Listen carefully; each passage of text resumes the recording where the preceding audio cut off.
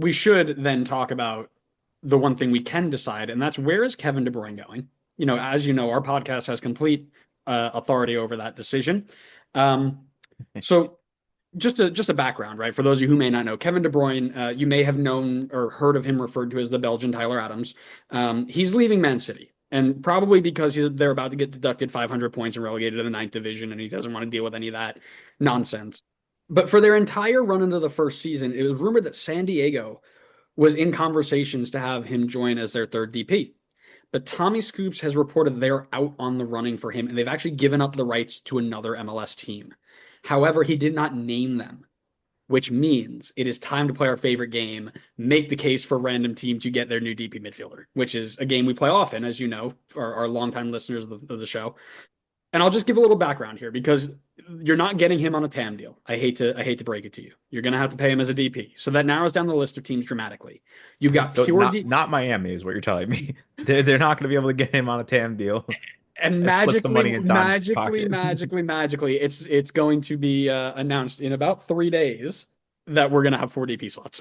um, Yeah, exactly. so there are teams that have straight up designated player slots available. That is RSL, Red Bull, New York City because Tyus Magno's on loan and he's off the roster, Columbus, DC, and Montreal. A few clubs can also buy down players to open those spots: Houston, Philly, and Minnesota. Do you see one of these teams making a play? I mean, I think there's an obvious link there if we're talking about it. And it's CF Montreal because we know how much they love to spend on their designated players. Very good. This is why they were waiting. They were waiting for a moment like this.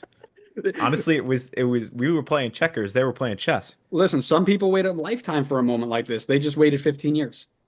Yeah. That I was good. mean, wait for your opportunity. No, in all seriousness, I think the obvious link here is NYCFC, as you mentioned. There's the Man City NYC link. De Bruyne has been at Man City for so many years.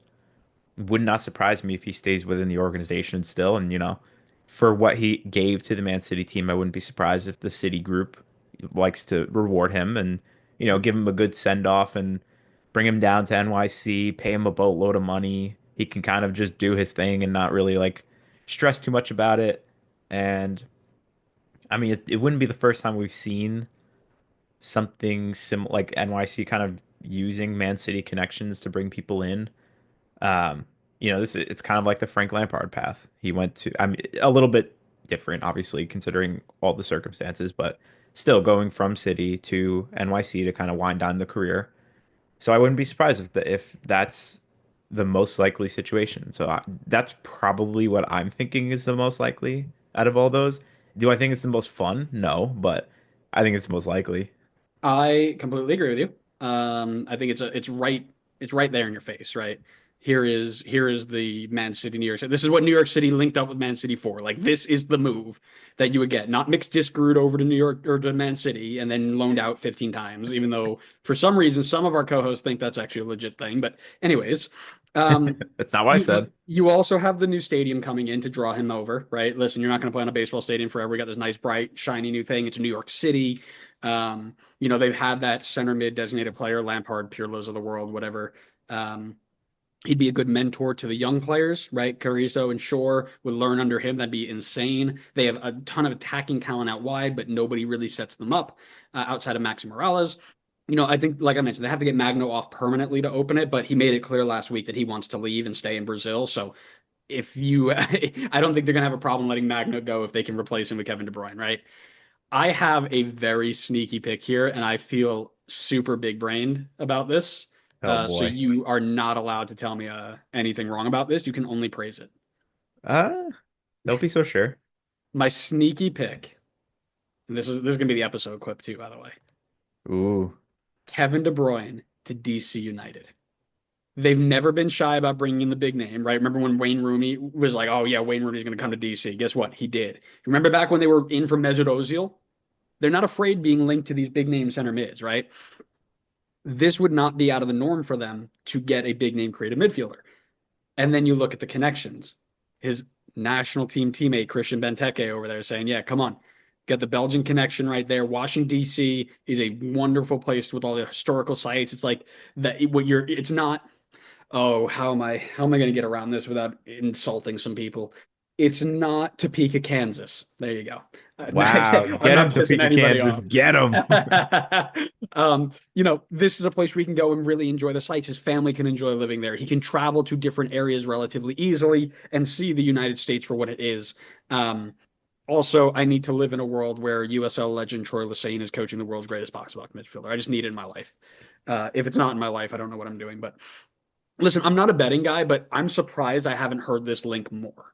Like, I feel like this is one that makes sense for DC to be linked to. I'm not necessarily them getting it done, but it feels like something they would be linked to, right? I feel like they're always in for one really crazy big name every couple of years. Wayne Rooney, Mesut Ozil type of vibe. And here comes Kevin De Bruyne on the seat, and we know San Diego's out. I mean, I'm flipping through the list of teams again, and I really like NYC is really the only place that I feel like makes the most sense to me. I mean, I was gonna I was gonna ask you the question of if you're Kev De Bruyne, why would you go to DC United? But And then explain it I to you. forget about the Benteke link. I mean, Oh I think yeah. that's probably fair. Well, and that's what drew me to it. Because I'm sitting here thinking, okay, yeah, DC's out. They don't spend on anybody. Oh, wait a second, Christian Benteke can bring him over, right? Well, that depends on how close they are too. I mean, yeah, maybe they played in the national team together, but doesn't mean that they're necessarily buddies. Well, I'm sure he'd rather go with somebody he's relatively familiar with than going to New York City and not knowing anybody and playing on a baseball field for a year before he has to play in the nice stadium, or 2 years if he even makes it that long, right? I don't think RBNY is going to do it. I think they've been linked to Timo Werner and Thomas Muller, kind of like the more German-based DPs. Yeah. Columbus feels like a long shot. I just Yeah. don't know. That's not It's really weird. their MO either. Right. And that's kind of why I'm like, it doesn't feel like they go for the big flashy guys. They get really solid DPs, but they're not out of Yeah. the, They don't the, really get the, they don't get the aging guys either. They're kind of like they exactly. grab guys in their prime usually. Right. Right. Montreal.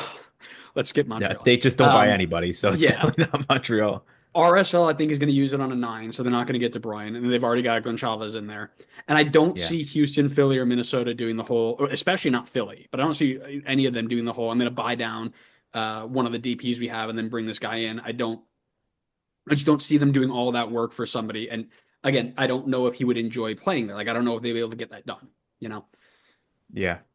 So those are the two that I think stand out the most for me.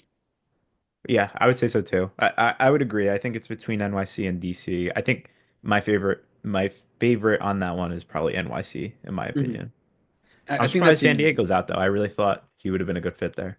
It sounds like he didn't fit their mold. They were trying to go with younger, more, dynamic DPs, I guess. That's kind of the vibe that I got. While he would have been great for ticket sales and stuff like that, they want somebody who can perform, plain and True. simple. They also So, don't have a designated player spot open for yeah, him and right I now noticed either. that they went to the two DP model, which is strange. 'Cause I thought they were 3-3, but I must have been wrong there. Yeah, I mean, if they're going along the way that you were talking about, then it makes sense that they went with the 2 and 4. Right, right. Which, yeah, exactly. So let us know where you think he is going to go. Leave your comments here and tell us if you think that he's going to uh, New York City, DC, or if CF Montreal are about to break the bank. And if you are, seek help because that you are in need of some psychological evaluation. But anyways,